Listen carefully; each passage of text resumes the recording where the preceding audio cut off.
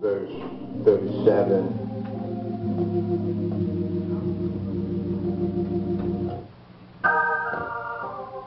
Verse 37.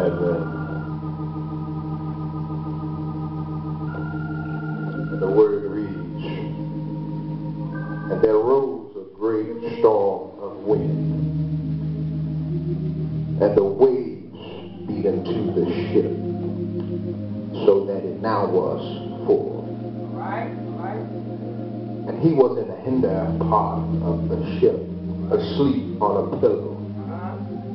And they awake him, and said unto him, Master, carest thou not that we perish? And he arose and rebuked the winds, and said unto the sea, Peace, be still. And the wind ceased, and there was a great calm." I want to leave you with a subject title, Weathering Through the Storm.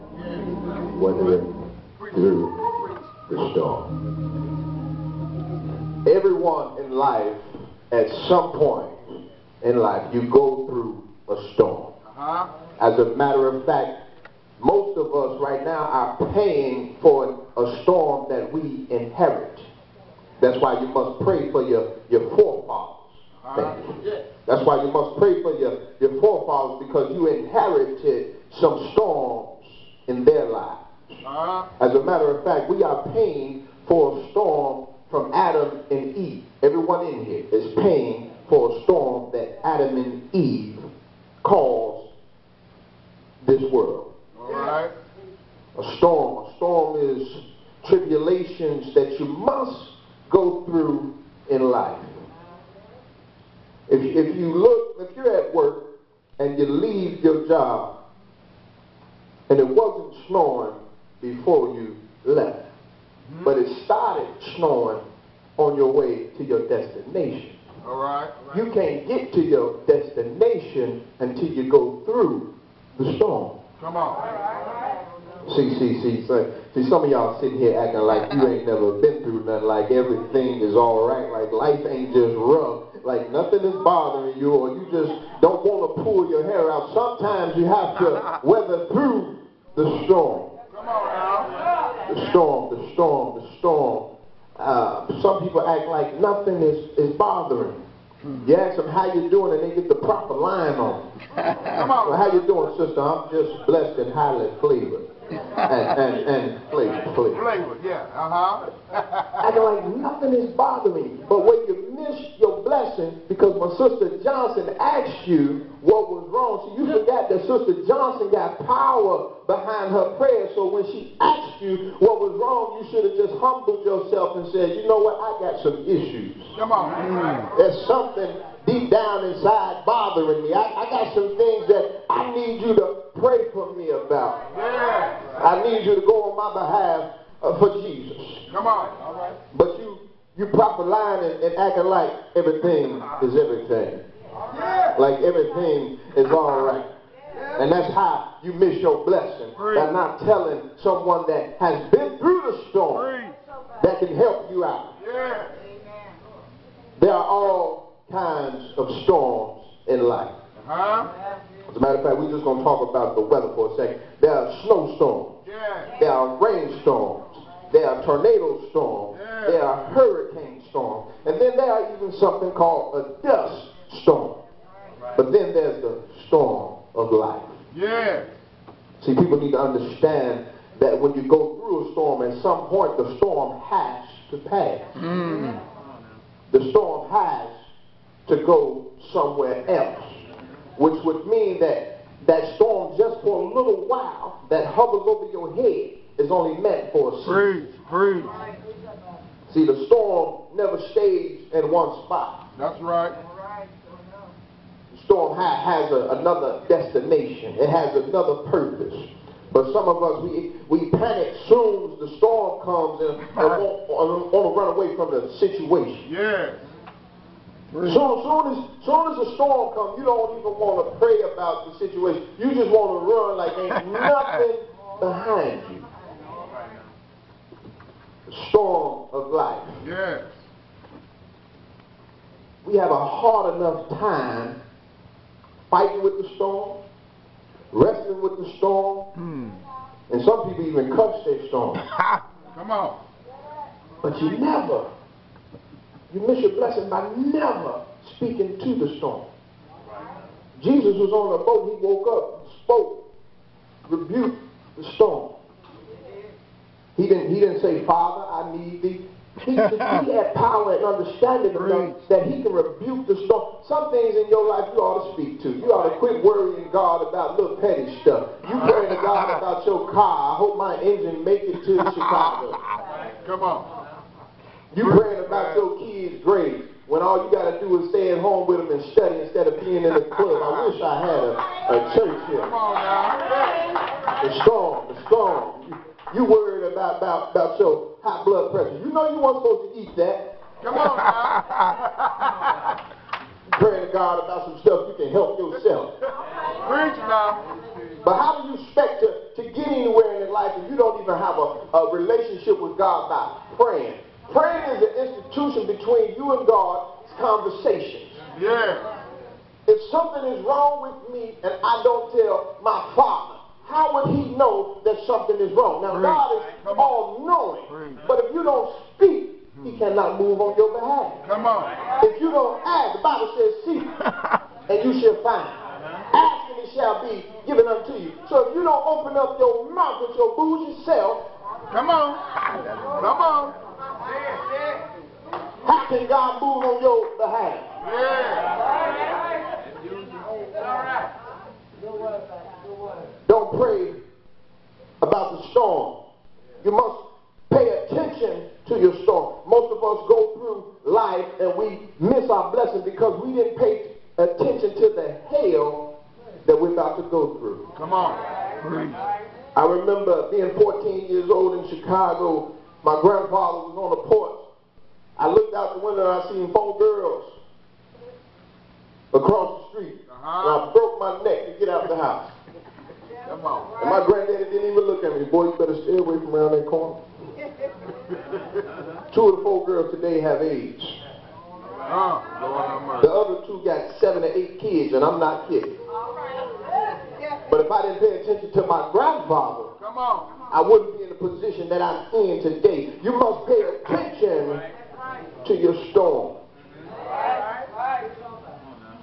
The storm. If you don't pay attention, you'll miss the blessing. Most of the time, people get tickets because you're not paying attention to the roads. Now, I drive for a living, so I pay attention. You're not paying attention to the speed limit. You're not paying attention to where the officers always sit. So you got a ticket because you're being remedial. Yeah. Being remedial, not putting your seatbelt on. Preach. Now you want to cuss the officer out, but he was just doing his job. But if you was paying attention when you got in the car, you was paying attention, you would be all right. The storm. You must pay attention. So understand that Jesus was asleep. Now, I ain't the weatherman. But I understand when I walk outside. Yeah. I can take a look at the sky and tell you that it ain't going to rain. All right. I can look at the sky and tell you it's going to snow today. Okay. I can look at the sky and tell you that it's going to rain. Jesus fell asleep in the boat. And there was a storm out over the York. That's where we get that song from. There was a storm out and he fell asleep. Now, I got a blessing from that by myself. I don't know about you, but some storms you ought to be able to sleep through. Yeah. Some storms just ought to not bother you. Some things you must go through in life and you just must sleep it off. And wake up and act like ain't nothing wrong. That's when you can do that.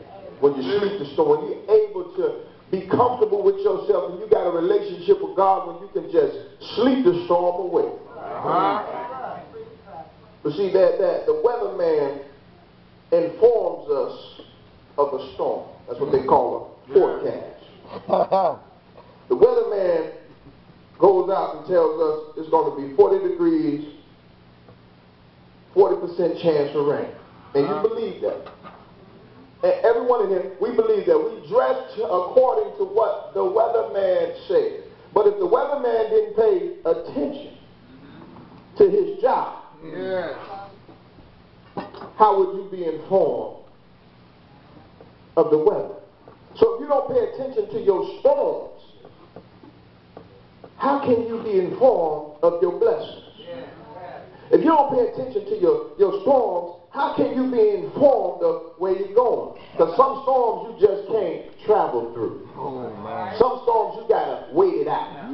Some storms you just gotta sit there and hold on. I wish I had a church here that understand that the storm is raging. But Jesus was in a boat. I'm getting ready to close because my dad took a little time. I'm getting ready to close, but Jesus was in this boat.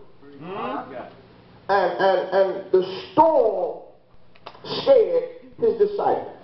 All right. If you're riding with Jesus, you're not ought to be scared of anything. All right. If God is with you and you say you're a Christian, you're not ought to be scared when something arises. I tend to see scared Christians all the time. When they go to court, Lord, I need you. Lord, I need you right now. But if you was a Christian, if you was under God's covering, if you was in the blessing and in the will, you would just walk in there with favor. You would just step into that courthouse all arrogant in God's will and say, do what you're going to do because I got God on my side and you can't hold me down. Judge don't look at you like crazy. You just tell them, nah, I got Jesus. And pay attention to your storm. Jesus fell asleep. The storm did not bother him. Some things you just, high blood pressure. Come on now. You crying about high blood pressure. Come on. You crying about taxes. Yeah, I know it's rough. But we can man do it for a night, but what? Joy coming in the morning time. So you tell the government, yeah, you can have your taxes, but when time is over, I ain't got to pay taxes no more. When time is over, you can't tell me what to do. When time is over, I'm going to live in heaven where the streets are paved with gold. You can have your taxes.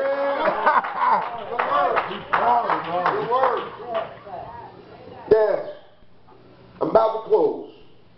Jesus was in the boat. And the Bible says that the boat was filling with water.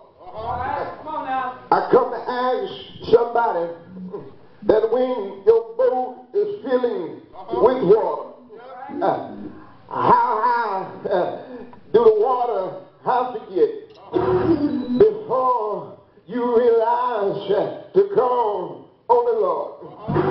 Yes. And the Bible says that as he laid there, the disciples got a little worried. I wish I had a church here. Yes, I don't worry about some storms in my life because I walk with the Lord. Yes, y'all don't hear me. You need to just walk a little bit, talk a little bit with Jesus and tell your storm, peace, be still. I've come to tell you, don't be like the disciples and don't believe that when you're riding with Christ, that God will not let you sink. I stopped by to tell you that the storm is raging, but don't worry and don't be afraid. I got something. Yes, I want to tell you that God will take your storm and wash you clean. I use Jesus as my umbrella, but as Jesus is my umbrella, I understand that when I walk through the storm of life, that the Jesus is my umbrella. My feet still don't get wet. But I'm not worried because I found out that God will wash your feet.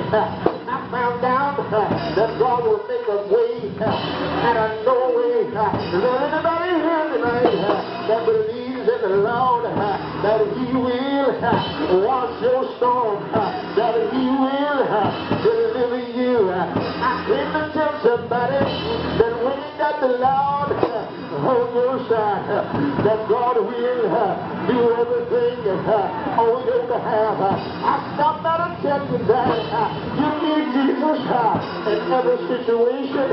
You need Jesus to walk with you, to talk with you. I just need a little walk closer with thee. I come by to say thank you. How you doing, sir? But my soul was raging, and I asked God to hold me and walk with me, to talk with me, to show me the way, the truth, and the life.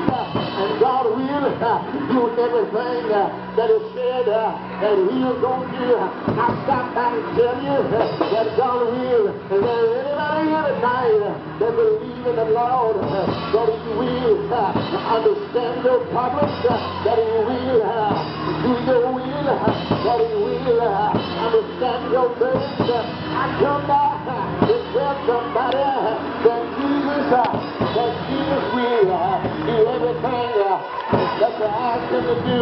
I got a question to ask anybody. I got one question and ask you, will you surrender your life unto Christ?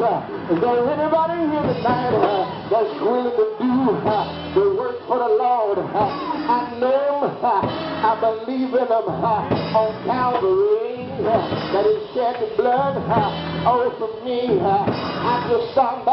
I think I'll take a seat because the Lord has been good to me. I came from a mighty long way.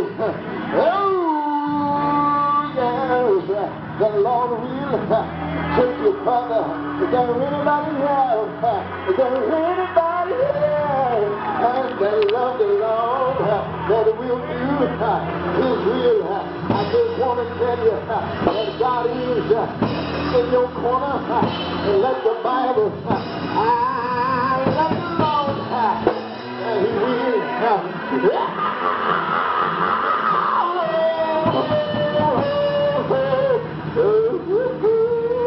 The Lord will. Come on, go to the church and go put. You can come by, let it.